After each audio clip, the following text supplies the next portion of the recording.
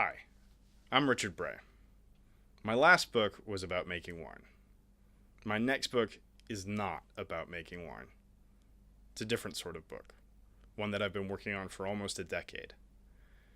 It's a novel set in a small university town on the east coast of Scotland. It takes place in the 90s, but it isn't a sun-drenched stroll down memory lane. I used to think the sea was angry. When the wind came from the east and it chilled you to the bone, no matter how many layers you wore. Those massive waves, they stretch out for miles, frothing, as though they were conspiring against us there in the water. They just want to batter us, to erode us and beat on us like they do the ruins. It comes worst when it's dark. A month from now or so, when it's never fucking daylight. When if you sleep in after a piss up, you don't see the sun or even the grey in the cloud. When your windows don't rattle, they slam in their frames so loud it wakes you up and you don't know whether it's night or day. You don't even really feel the rain. Not like it's rain, just like it's part of the wind itself, like it's fucking drooling on you, salivating, feeding on you, masticating. I just think it's arrogant. And comforting.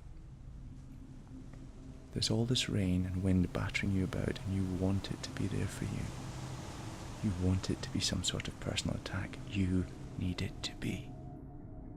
You need it to be you against the wind and the rain and the massive waves battering the hell out of the pier and beach because it has such an effect on you anyway.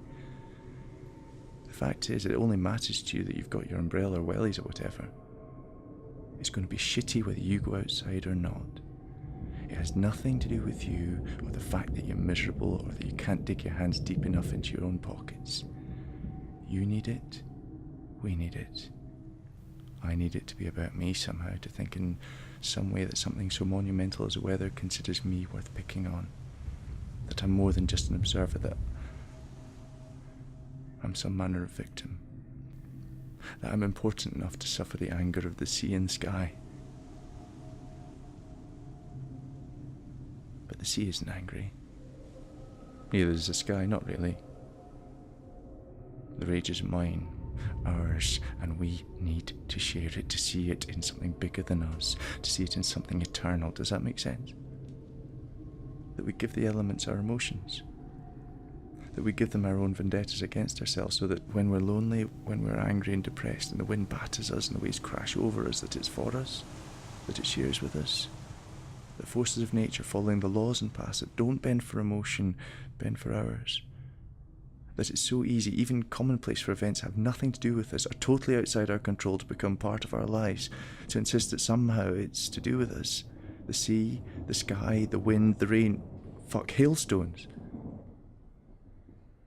They just are.